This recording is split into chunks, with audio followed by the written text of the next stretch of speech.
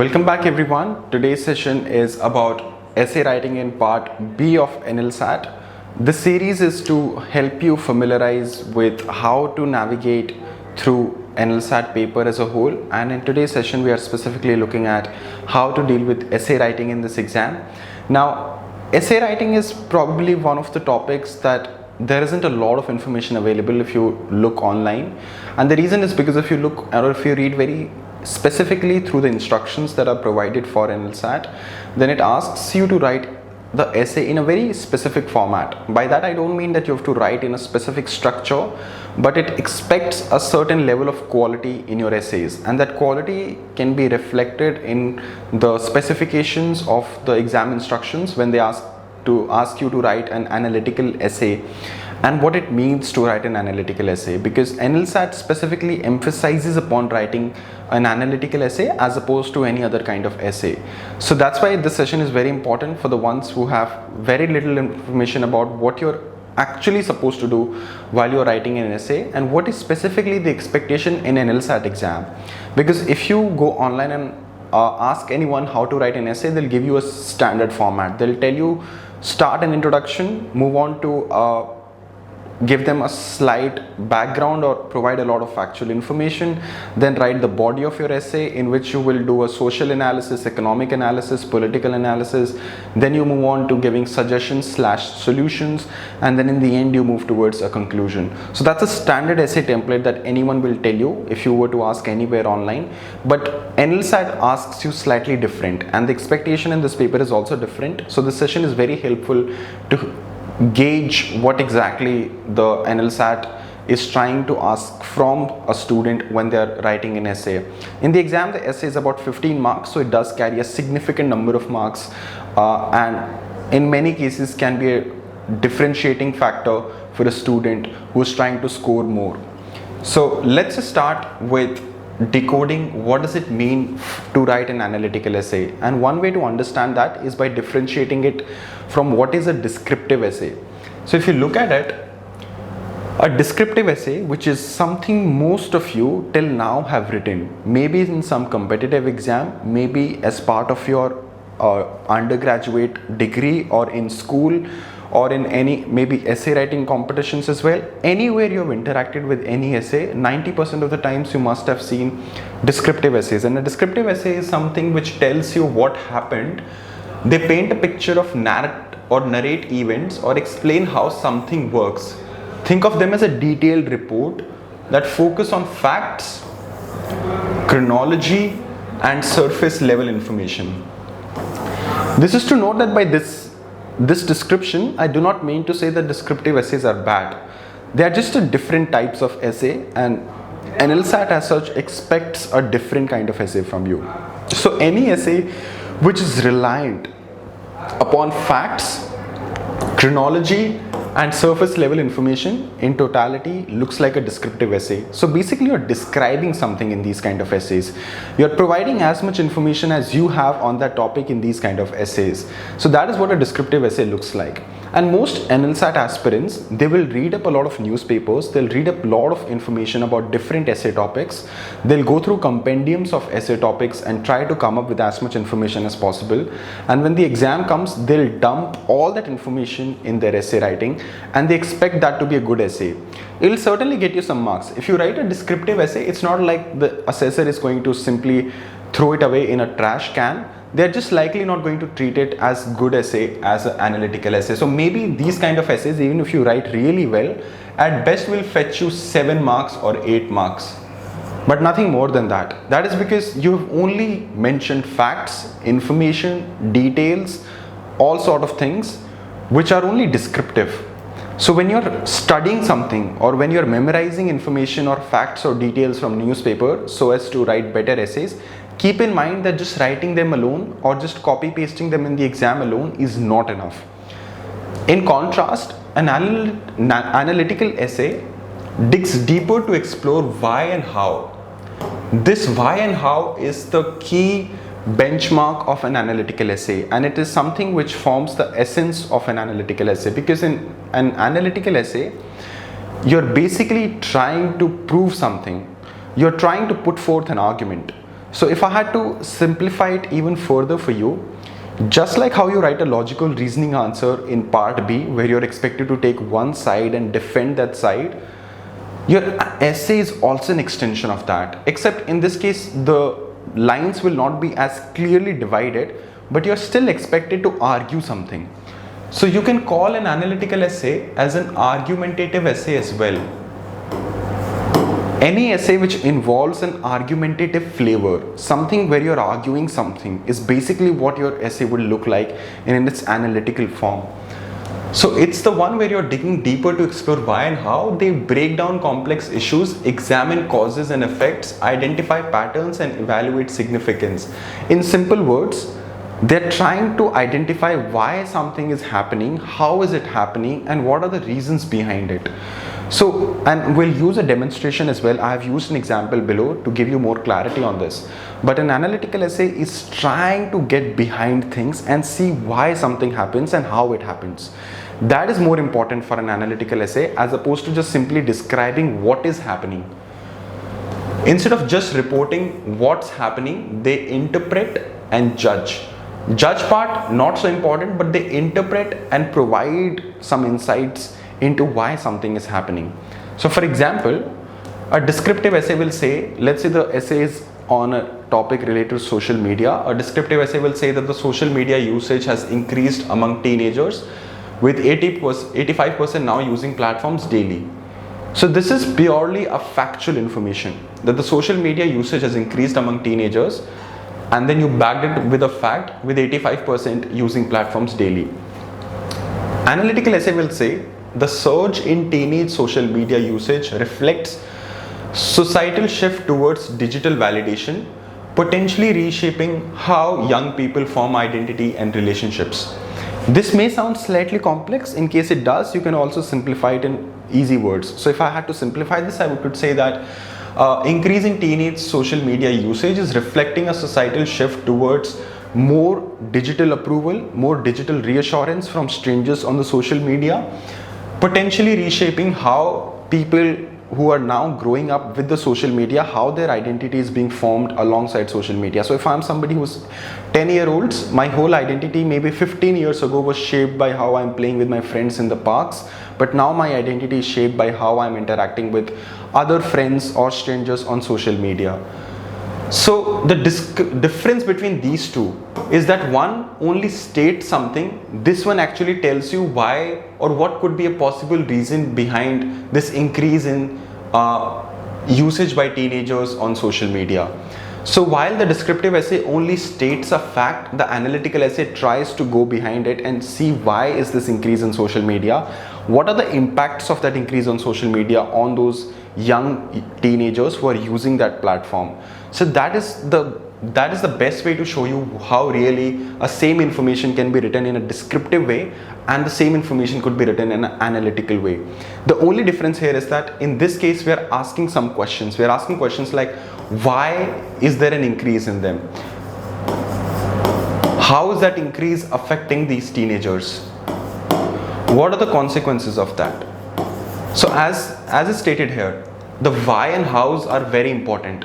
So anytime you're looking at an essay topic, you have to judge that topic by asking these questions about why and how, and then you will automatically come up with these reasons. So that is what is important about writing an analytical essay. So let's move on to having some key strategies for strong analytical essay writing, okay?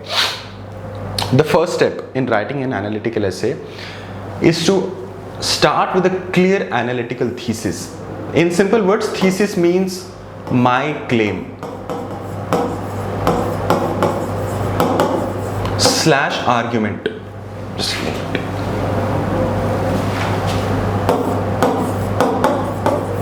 okay, whatever you're trying to put forth, whatever is it that you want to argue, is basically your thesis. So all analytical essays, unlike a descriptive essay, just like how you write your logical reasoning answer, the first step in that answer is that you ask yourself, which side have I decided in favor of? And then you write your answer, right? The same you are expected to do with the essay. Once you read your topic, make up your mind. For example, I'll give you, in the next session, I'll also take up a sample essay in front of you and show you how you go about actually writing an analytical essay. For example, if the topic is should social media be allowed for young teenagers who are below 18 years of age, in that case you decide whether or not I would want the social media to be permitted for children below age of 18 or not. And if you are, then what is your argument for it? What are the claims that you're going to make for it? So that's what it means to have a thesis. It means that I have to state something. What is my claim? What is it that I want to argue?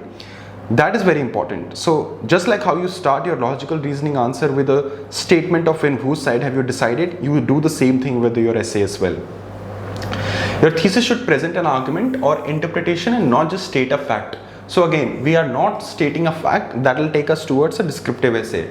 It should answer, so what about the social event you're analyzing? So whatever topic is you're writing your essay on, it must involve some element of what am I trying to prove here? What am I trying to display through my argument over here? Now, a very natural question that many students ask is then, what do we do and how do we come up with all this analysis you have said? A descriptive essay you can easily attempt if you have enough information on it.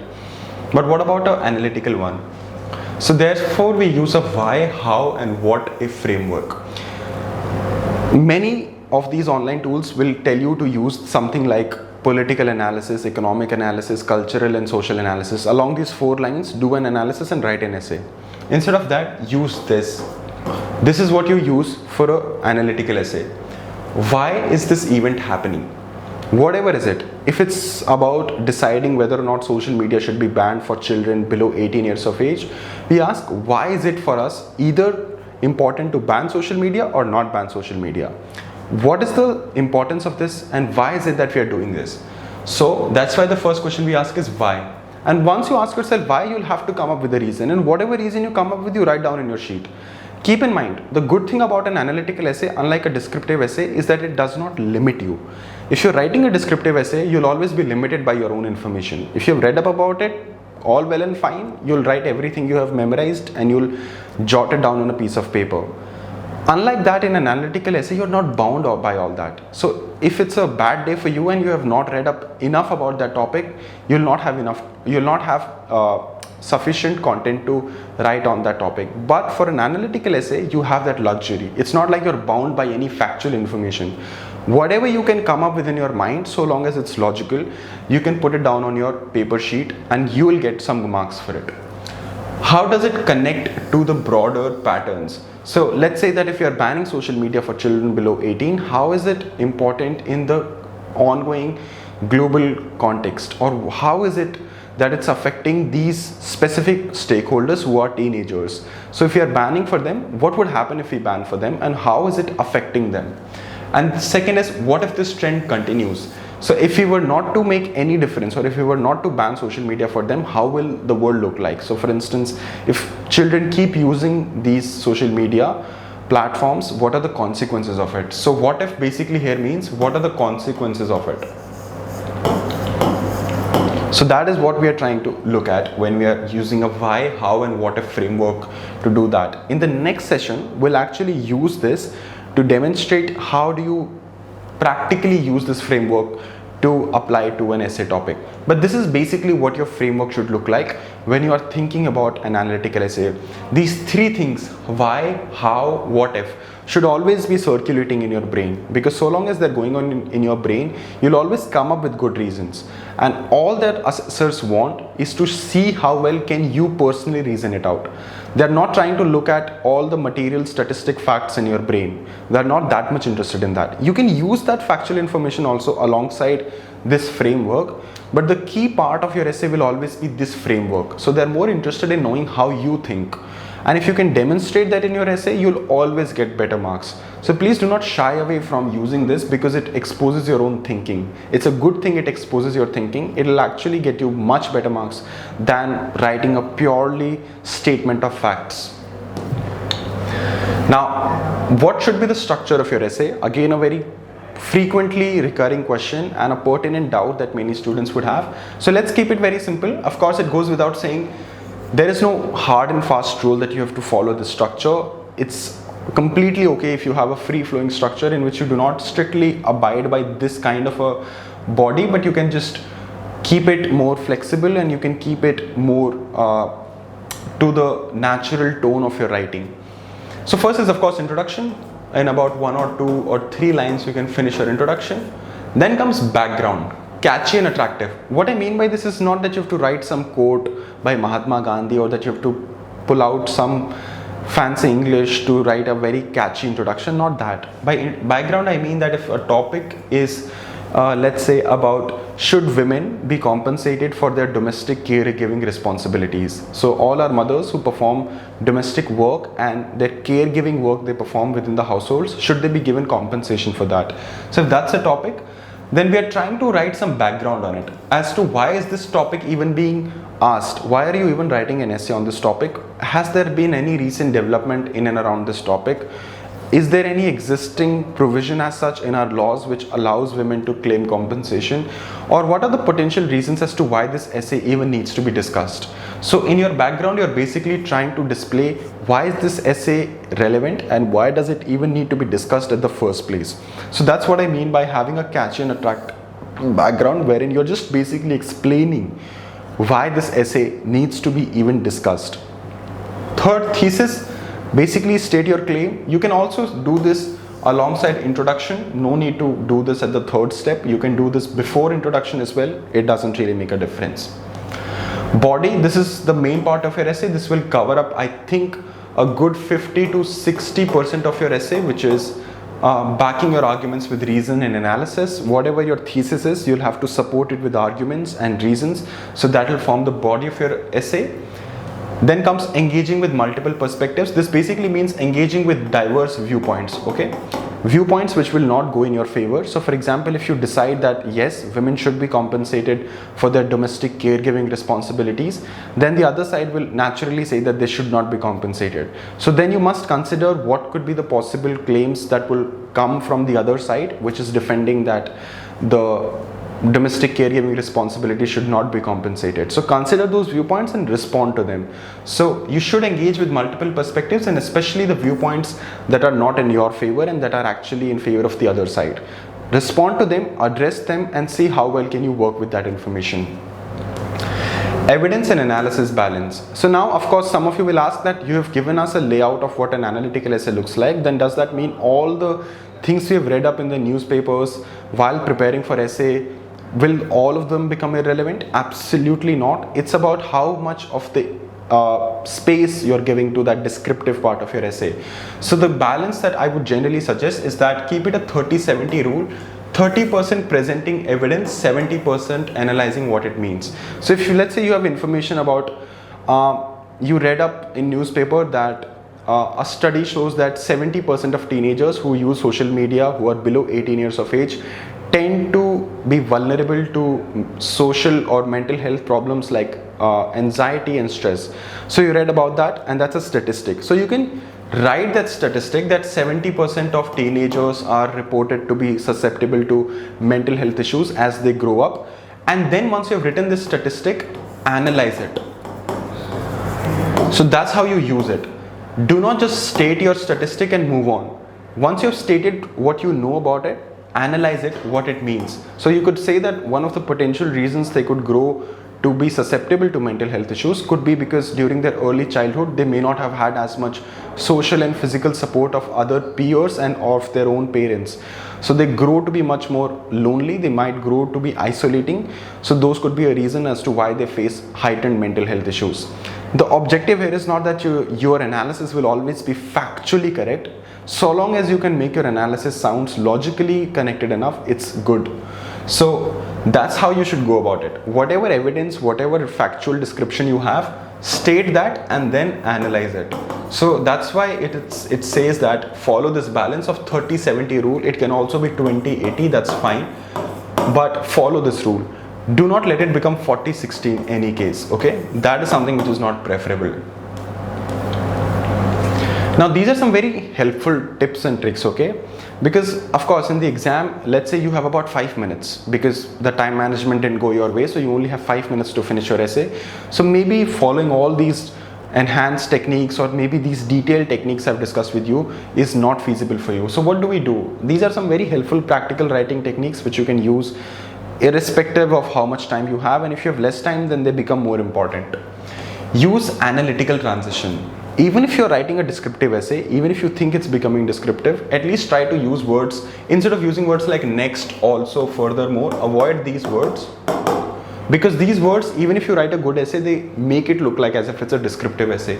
So instead of use these words, use something like this suggests, consequently, more significantly, or this tension reveals, or use language which uses words like I argue, I propose. Focus on these kind of words because these words have an analytical flavor to them. So when you use word like I argue this and that, or when you say that this suggests that so and so happens when students who are below 18 use social media, consequently that's how it impacts their mental health. Using these words make your essay sound more analytical. So even if it's not very analytical, usage of these words gives it an analytical flavor. So that's why avoid using these sort of words and focus on more on these words so that your essay looks slightly more nuanced. Ask probing questions, like throughout your essay.